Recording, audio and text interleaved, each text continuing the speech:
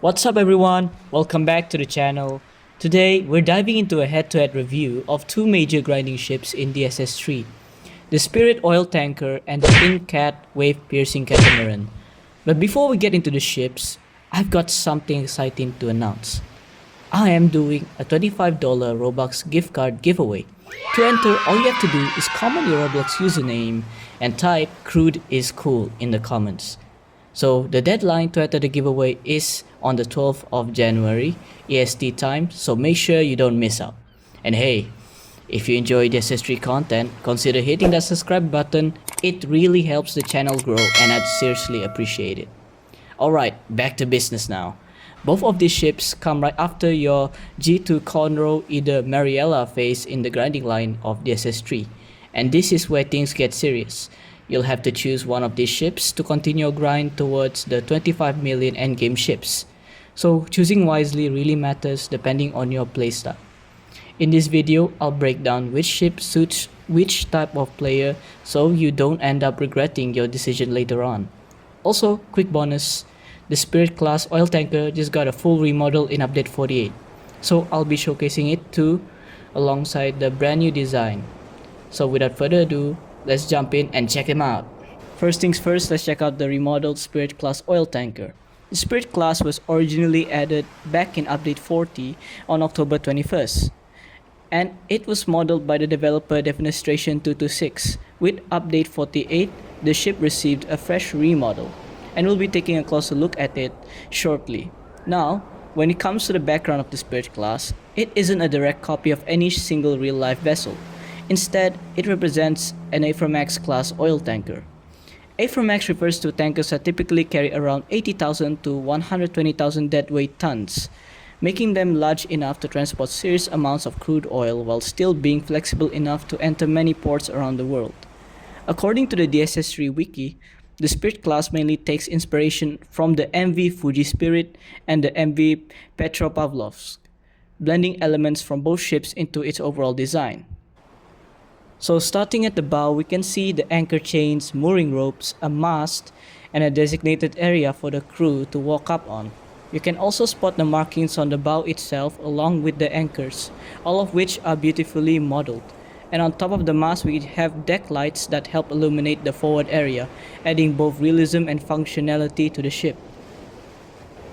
Moving further down the ship, we can see the oil pipelines, walkway markings, and more classic oil tanker deck features. Here in the midship loading pipe area, there's a deck crane, typically used for handling cargo hoses and maintenance equipment.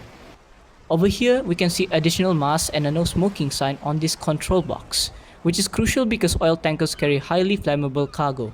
Right beside it are the loading pipes, painted red, yellow, and green. These colors aren't just for show. They help the crew quickly identify different types of oil lines or systems, ensuring the right product goes to the right tank and reducing the risk of accidents during loading and unloading. Not forgetting these yellow circle markings on deck, they usually indicate safety zones or equipment locations, helping the crew quickly spot important areas while working on the tanker. Over here on the side of the ship, we have the stairs used for docking and crew boarding, allowing safe access when the ship is moored. Here we can see a fire hydrant or valve station, which is essential for safety and controlling water or firefighting systems on the deck. Moving on to the superstructure, we can see the no smoking signs and where the oil pipelines terminate into this box structure, keeping operations safe and organized. We can also spot the sea-clad lifeboats, along with a set of stairs and multiple decks for crew movement. Over here, there are smaller cranes and the funnel, packed with detailed vents and markings. Up at the bridge, we can see the mast, radar antennas, and the nameplate, all carefully modeled to give the ship a realistic and fully functional look. Over here is where the navigation lights are located. Further down, we can see where the Sea Cloud lifeboat is mounted. In-game, it can be lowered when needed, just like in real life, adding more simulation to the ship. Now let's demonstrate the horn.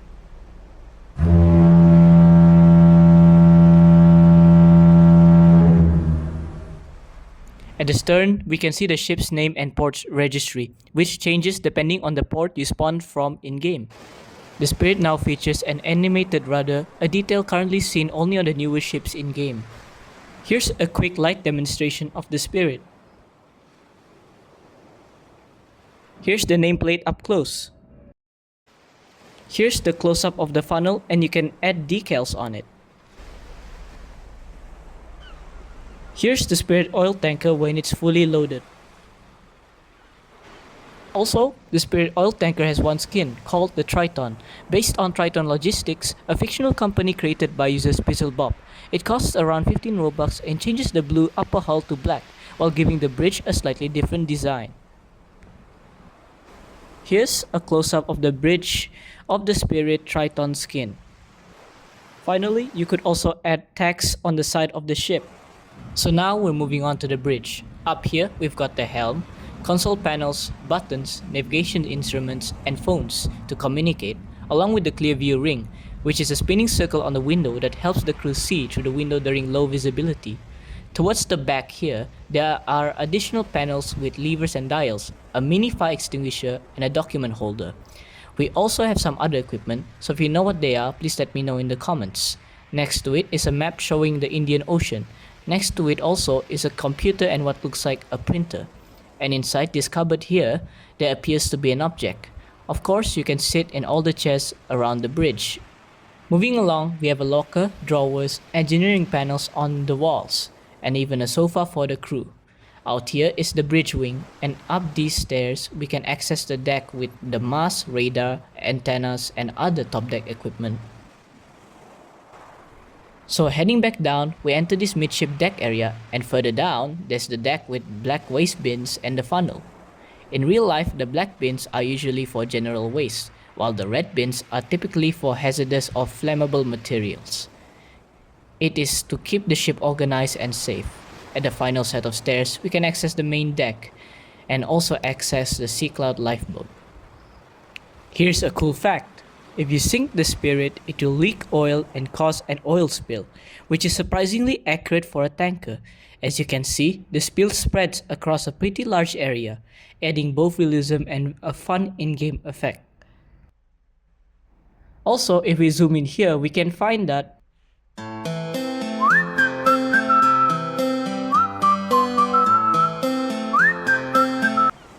Haha, got you there. Now, let's dive into some information about the Spirit class oil tanker.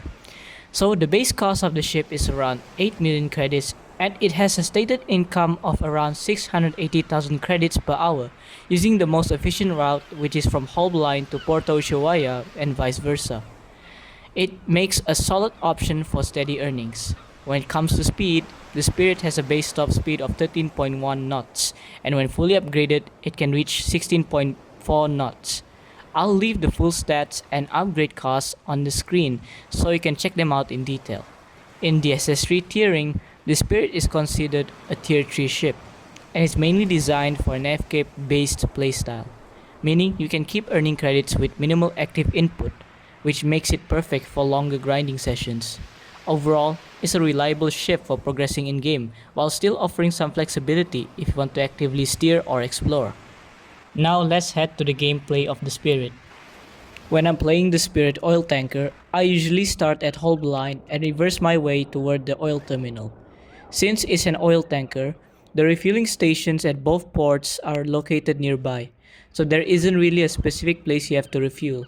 It's completely up to your preference and playstyle. The Spirit is efficient enough to complete 2 full trips without refueling, which makes it great for longer or more AFK friendly runs. Feel free to refer to my gameplay as the journey continues, and you should be able to see the timer below my username on the leaderboard.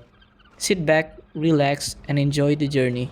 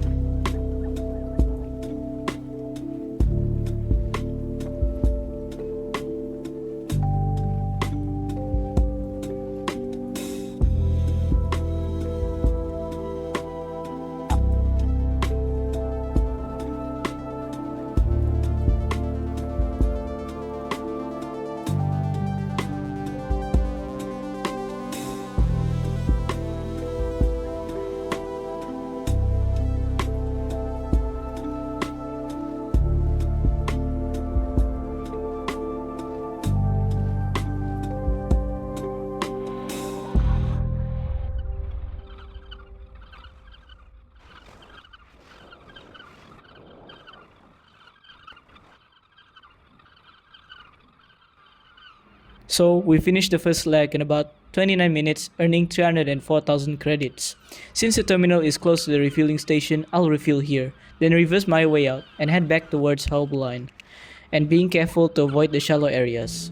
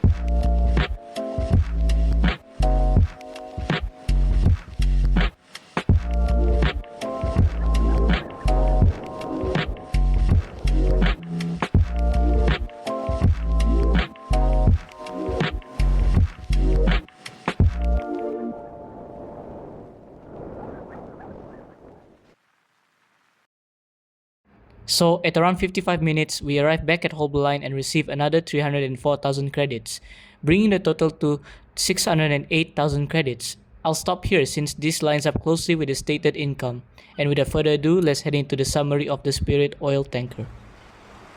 So in conclusion, the Spirit oil tanker earns around 608,000 credits in just under an hour, around 55 minutes, which is very close to his stated income per hour. It's a slow ship, even when fully upgraded with a top speed of 16.4 knots. To put it simply, the Spirit is best suited for an FK-focused playstyle, offering steady and consistent grinding. You can also mount flags on the bow, midship and stern for customization, as well as text on the side. And finally, the Spirit has only one available skin, which is the Triton. And that should be the end of our showcase of the Spirit oil tanker. Next up, we've got the INCAT Wave Piercing Catamaran. It was added in Update 43 on August 1st, 2022 and was modeled by Zerozima. The INCAT is built by INCAT Tasmania, an Australian company well known for producing high-speed craft, often shortened to HSC. These vessels are also commonly referred to as catamaran ferries due to their twin hull design, with a length of 130 meters and a size of around 13,000 gross tons. This ship marks the first express ferry to ever appear in the game. Starting at the bow, we can see the anchor winch connected to the anchor system. Along the side are the identification number 093 and hull markings, and at the center of the bow section, there's an opening that leads down into the vehicle deck. Here we can see the wave-piercing bow design of the catamaran. The twin hulls form a central tunnel, allowing waves to pass through rather than over the ship. Well, the SS3 has no waves, but it reduces slamming and helps maintain high speed in rough seas. Moving up on deck, we can see the passenger area with the bridge located above it, along with the mast fitted with navigation lights. The vessel's main navigation lights are located here, and adjacent to them is a sealed inflatable life raft canister for emergency use. On the base skin, we could see the side text saying Arnell, with some cool designs alongside detailed vents for ventilation. Moving aft, we find an orange rib mounted on a small crane. While detailed, it's currently non-deployable. Below there's a stairway leading to the outer deck, along with a door providing interior access. At the stern, we can find an extendable loading ramp, which I'll demonstrate soon, and we can also see into the vehicle bay from here. Here's the loading ramp being extended.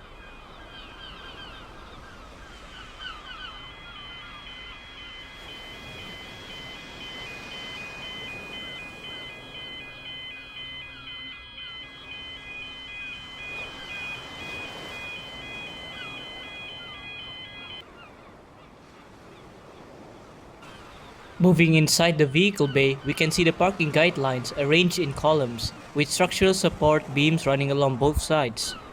Moving toward the front, we can see additional parking space, a ladder leading up to the anchor winch, and a stairway providing access to the upper vehicle deck. Moving up to the upper vehicle deck, we can see a similar layout to below, along with multiple ceiling lights illuminating the area. And this is how the vehicle bay looks when it's fully loaded.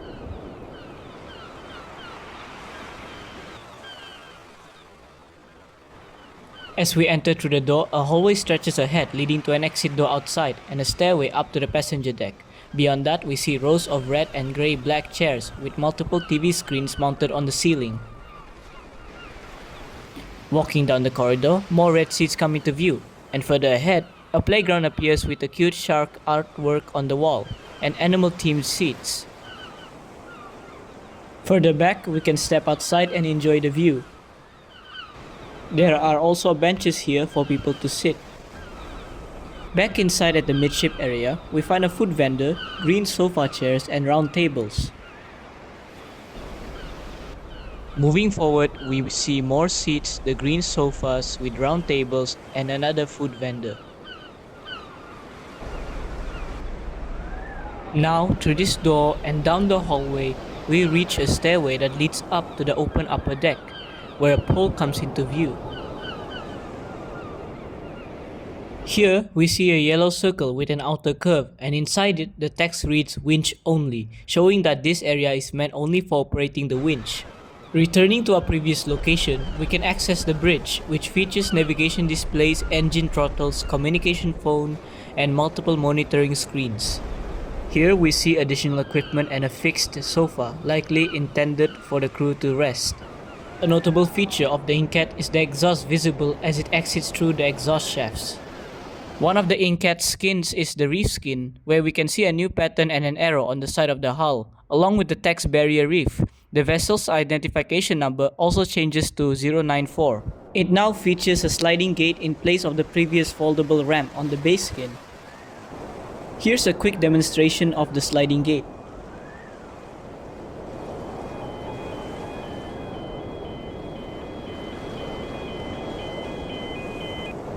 The most notable change is in the interior. The sofas are now a brown shade, while the seats come in light blue, light tan and bright red, and they now include tables.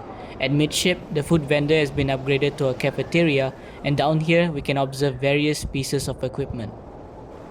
Here is more of the updated interior.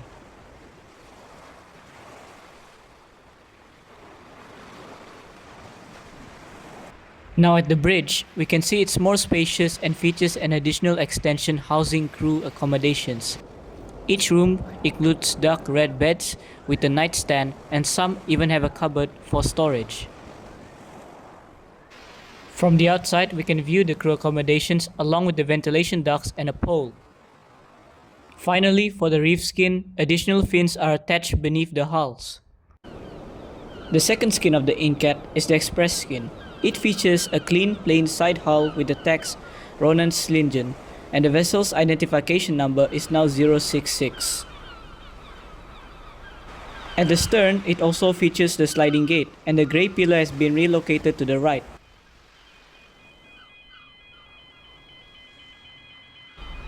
Moving inside, the food vendor now features a black marble finish, and the seating is mainly light tan and dark red, complete with tables. Moving toward midship, the cafeteria is now enclosed with glass and features additional detailing, while nearby we can see a fixed sofa area. Here's the aft interior. Finally outside we could see some probes. Here's a quick listen to the INCAT's horn.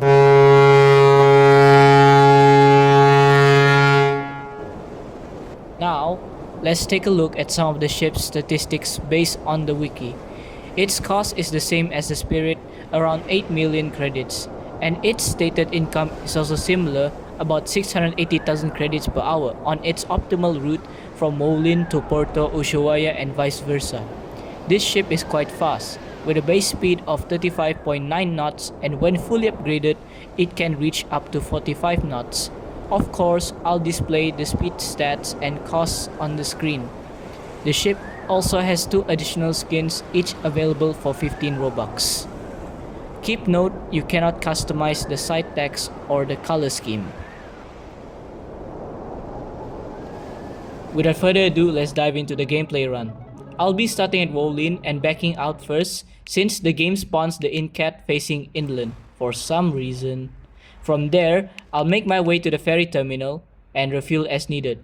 Of course, you can refer to my gameplay and enjoy the run.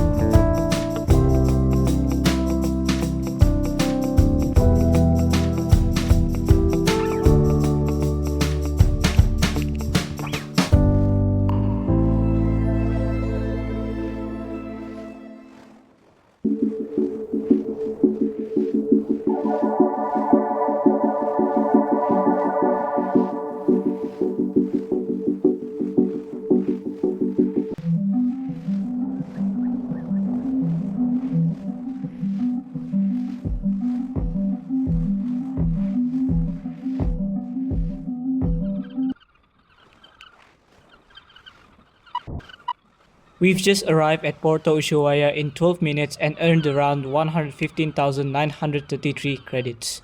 I'll continue running the route until we get closer to the stated income, roughly around the 1 hour mark.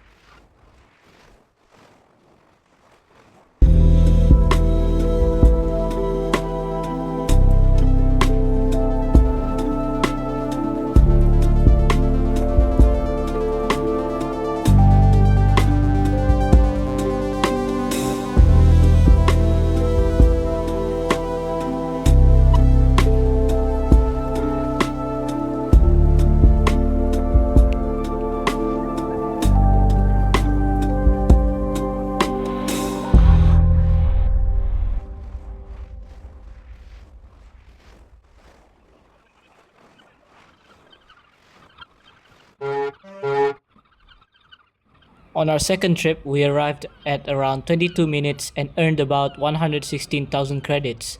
From this point onward, I'll speed up the gameplay until we reach the final leg.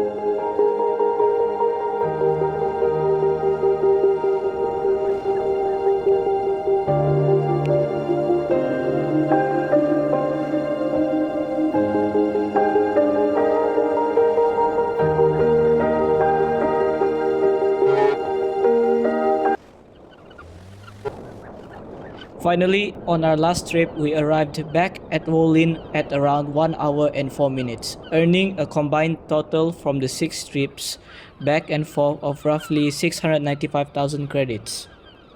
Without wasting any time, let's jump into the summary of the INCAT. So in summary, the INCAT earns roughly 695,000 credits in about 1 hour and 4 minutes when running its best route between Wolin and Puerto Ushuaia and vice versa. It's a fast ship capable of reaching up to 45 knots when fully upgraded, making it ideal for players with an active playstyle or those looking to complete quick runs on busy days. The ship also offers 2 additional detailed skins, each costing 15 Robux. Unfortunately, the text and livery cannot be customized, but overall it remains an excellent ship for grinding. Finally, let's jump into the conclusion of this video. So, in conclusion, there's no definitive answer as to which ship is better. However, I hope this video helps make it easier for you to choose the ship that best fits your playstyle and helps you progress along the grinding path in the SS3. Feel free to let me know if there's anything I missed or any inaccuracies. I'm always open to feedback. Overall, the Spirit Oil Tanker suits a high reward, slower paced playstyle, while the INCAT is better for lower payouts but quicker, more active runs. Before we end the video, I'd also like to say something to the hardworking developers of the SS3. No pressure at all, but I would love to see an endgame oil tanker added, perhaps a Suezmax, since oil tankers or crude carriers are my favorite class of ships. That's all from me. I hope you all have a great day, and remember, the grind never stops. Go all out.